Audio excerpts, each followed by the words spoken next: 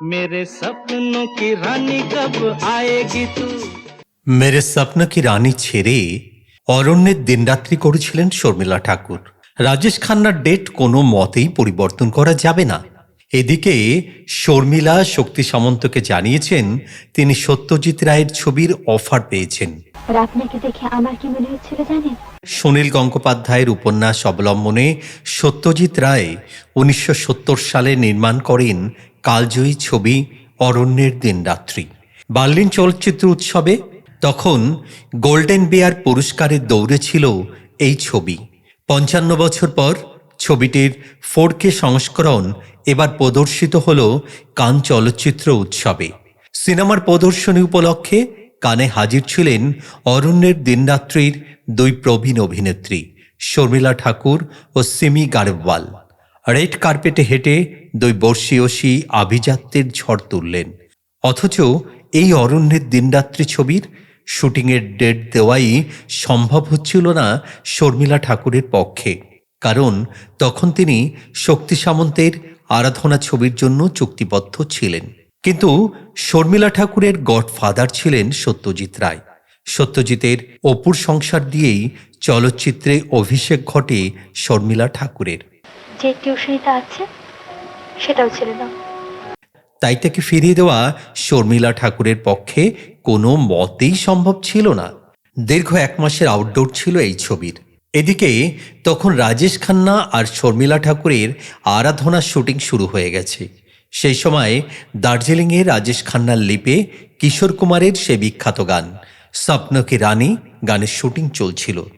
मेरे सपनों की रानी कब आएगी तू। প্লটে ছিল শর্মিলা ঠাকুর টয় ট্রেনে বসে বই পড়ছেন, আর তাকে দেখে গান গাইছেন রাজেশ খান্না এবং সুজিত কুমার। তখন রাজেশ খান্নার ডেট পাওয়া বিশাল ব্যাপার ছিল, কারণ তিনি 12 জন প্রযোজকের সাথে একসাথে কাজ করছিলেন। রাজেশ খান্নার ডেট কোনো মতেই পরিবর্তন করা যাবে না। এদিকে শর্মিলা শক্তি সামন্তকে জানিয়েছেন তিনি সত্যজিৎ রায়ের ছবির অফার পেয়েছেন। শক্তি সামন্ত আর সত্যজিৎ রায় দুজনেই ছিলেন বাঙালি পরিচালক।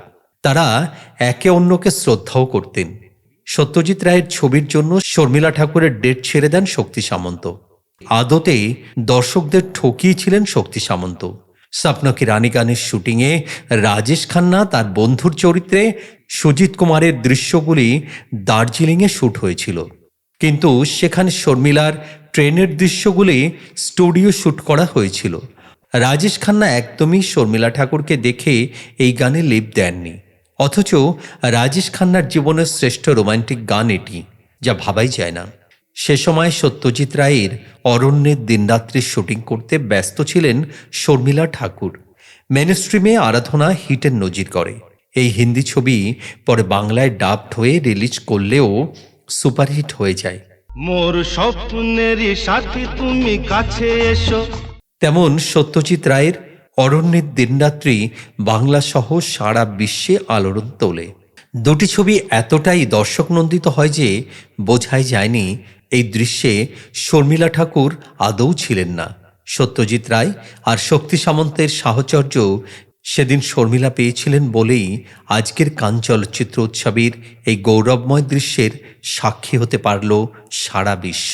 আমরা শ্রদ্ধা জানাই শর্মিলা ঠাকুর সহ অরণ্যের দিনরাত্রি ছবির সকল কলাকুশলীদের।